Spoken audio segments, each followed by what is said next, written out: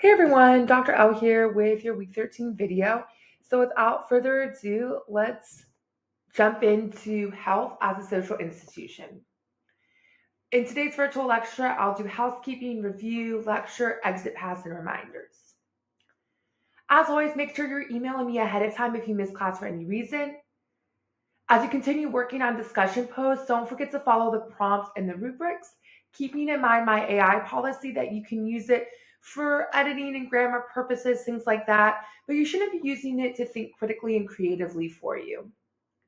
Midterm exam 3 was recently. This is sort of the last call this week for test corrections, so make sure you're emailing me about details for test corrections if that's something you're interested in pursuing.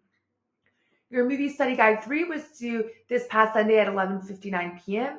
And then in terms of upcoming attractions, discussion 9 on public health is due this coming Sunday at 11:59 p.m.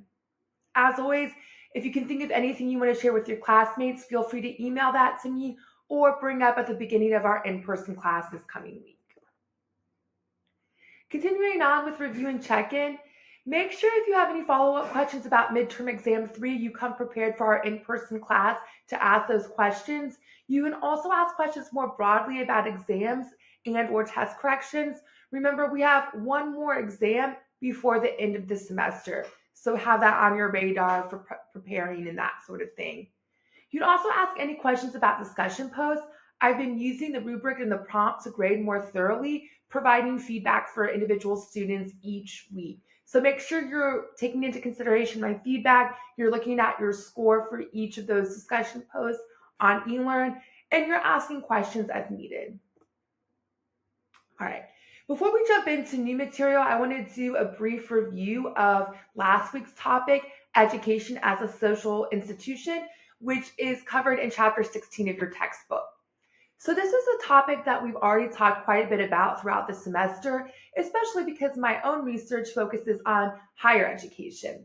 However, one of the things I talk about sometimes is the fact that we as sociologists will often use a term in an academic way without giving a textbook definition, because especially for those terms that are sort of already used in our everyday vocabulary.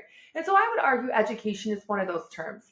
So just as a review, education is a social institution through which a society's children are taught basic academic knowledge, learning skills, and cultural norms.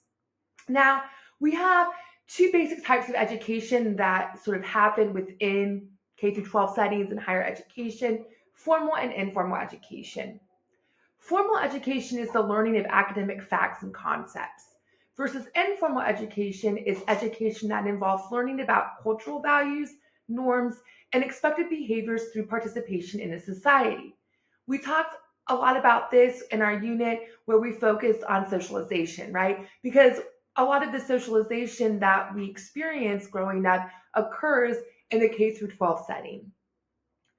Similarly, we have hidden curriculum and cultural capital. So hidden curriculum is the type of non-academic knowledge that people learn through informal learning and cultural transmission. And this can happen inside and outside of the classroom.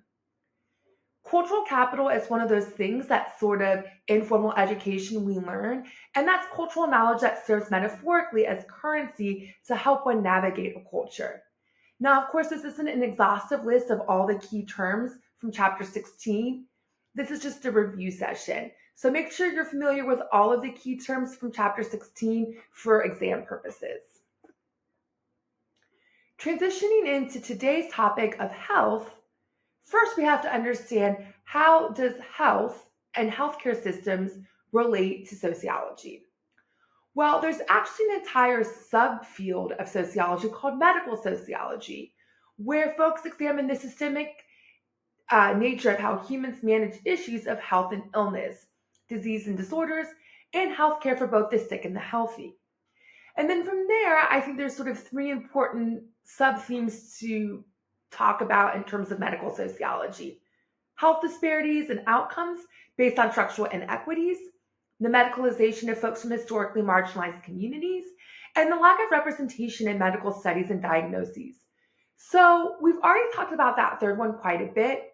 I used the example of biology textbooks in high schools and how there's an entire journal article where the authors analyze how essentially the biology textbook authors are, quote, doing gender to biology, even though it's supposed to be this hard natural science that doesn't have any gender biases in it.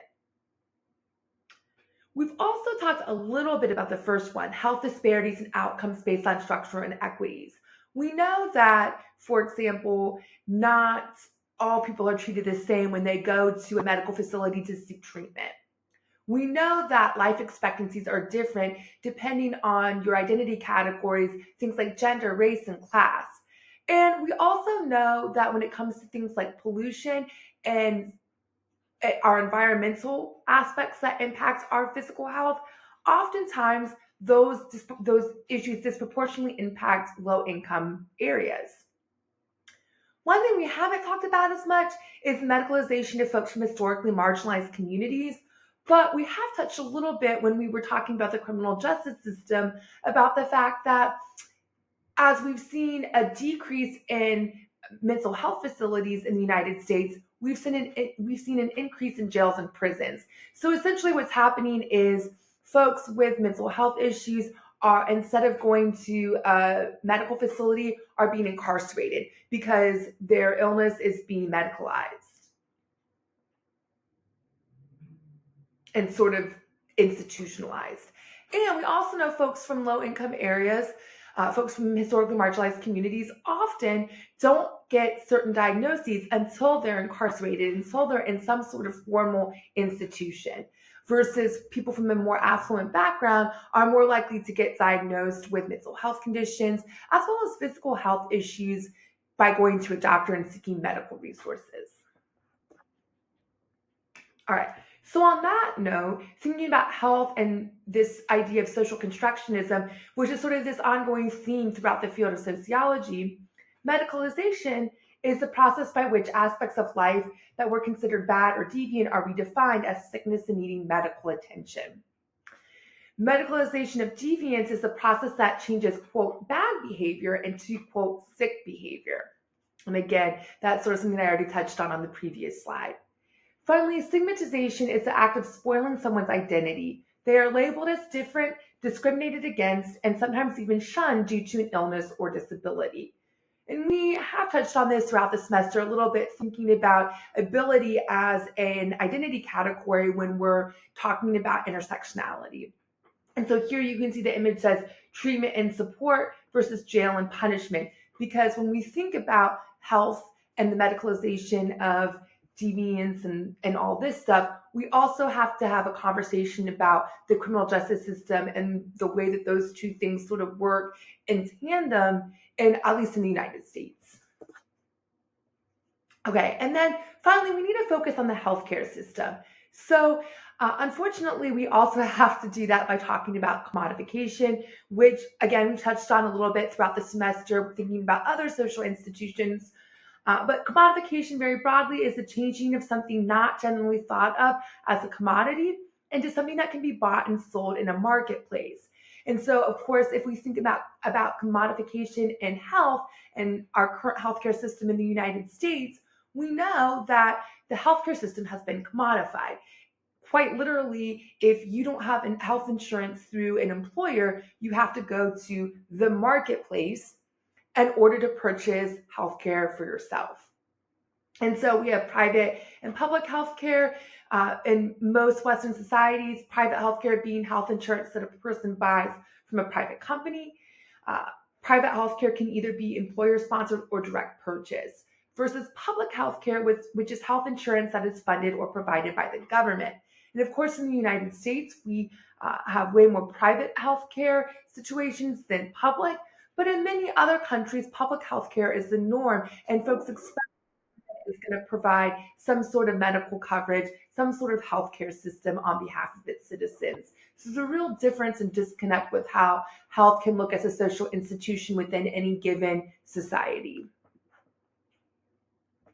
Okay, socialized medicine is when the government owns and runs the entire healthcare system. Again, not something we commonly see in the United States. Universal healthcare is a system that guarantees healthcare coverage for everyone. Um, and then finally, I encourage you to think about this idea that healthcare coverage has and continues to be a hot button topic politically and in the news. On any given day in the United States, if you open the New York Times or another national news outlet, probably there's a good chance you're going to see an article about the healthcare system, especially with the most recent government shutdown and the potential ripple effect that might have for healthcare coverage in the United States.